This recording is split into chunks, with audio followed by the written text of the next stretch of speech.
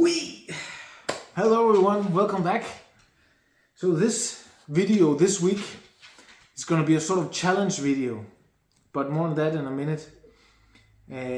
After last week's excursion trying to get some bird photography with shit equipment, I decided I was gonna spend some time looking into if I could, I'm petting my dog, Pumba. Do you want to say hi, Pumba?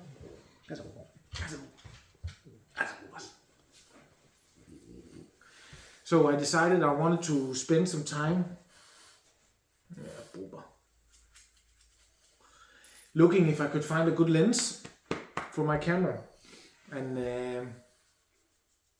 I couldn't, long story short. I saw some videos recommending some beginner budget friendly and some, I wanted quality in the budget range, and there's a nice video, I'll link it below, that goes over these sort of things for bird photography.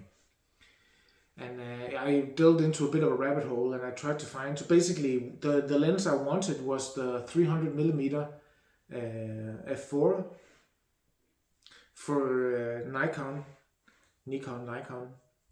But I couldn't find it here for any good price. I think it probably, maybe I can find an eBay and stuff like that, but I've never ordered on eBay, and because I'm in Denmark, we have weird rules with international shipping and taxes and stuff, so I thought it's better not to risk anything, because they were all the way from Japan, the ones I could find for the good price. So what I have here, and what I shot on the last time, is my Nikon D3100. I believe it has like 14 megapixel, and the 18 to 55mm, the kit lens, I think they call it, basically what came with the camera. And my inability to find something reasonable, because I'm sure I could get nice things out of this camera, but I started looking into should I then buy, and I could find some good packages. Oh Jesus. Some good combinations of a bit newer cameras with some lenses, not exactly the ones I wanted, but like up to 200mm. And it's not ideal for bird photography, but it would be better than what I got, but it was still quite a lot of money. So I decided, okay, before I jump too deep into this hole, I need to relearn all my theory from photography, because I haven't done any photography for like 10 years now, maybe. Not seriously anyway, only with my phone. But I've always had a passion for this sort of thing. So I went to the thinking box, put my little thinking hat on. I was like, okay, what can I do with the equipment I have? What can I comfortably do? And I went back to where I started when I studied in America. I went to Mission College, studied photography, photo editing and video editing and graphic design in Mission College. It was landscape photography. So the challenge today is to go out. There's a nice area that I've always wanted to take some photos. We're going to drive there. It's a bit of a drive, but I think it's going to be worth it. And we're going to see what sort of landscape photography things I can get going on. I'm not sure what I'm exactly going to do, but I know the area I want to be at. And in case I want to do some slow shutter speed photography, I bought this bad boy, a tripod, nice quality tripod with some nice weight to it, and this hook in case I want to, if it gets too windy, because it is a bit windy there and it's up in a tower. It's a nice area, you can see all across Fyn. It's called Munkebo. So I'm excited to go on this journey today with you guys. So let's jump out there and see what we can get.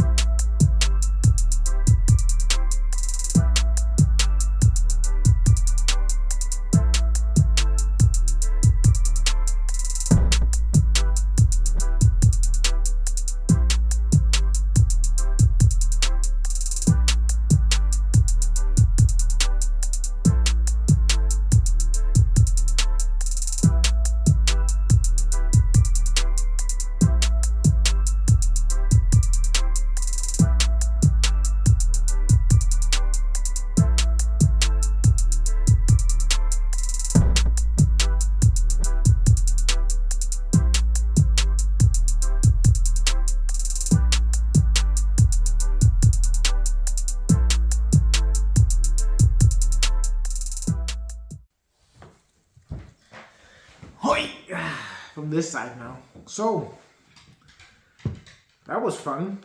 It was actually kind of therapeutic, meditative, if you can say that, to get out and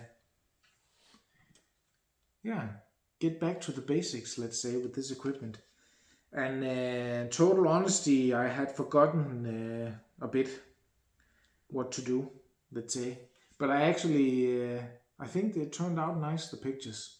And forgotten what to do is what I mean, like, what's the best aperture and all these things. But I decided instead of Googling it beforehand, I would experiment. So I took some pictures on different apertures and shutter speeds, and generally keeping the ISO low because I wanted as much sharpness as possible. So I don't think I kept it at 100 in all the pictures. Yeah, I'm gonna have to play around a bit with.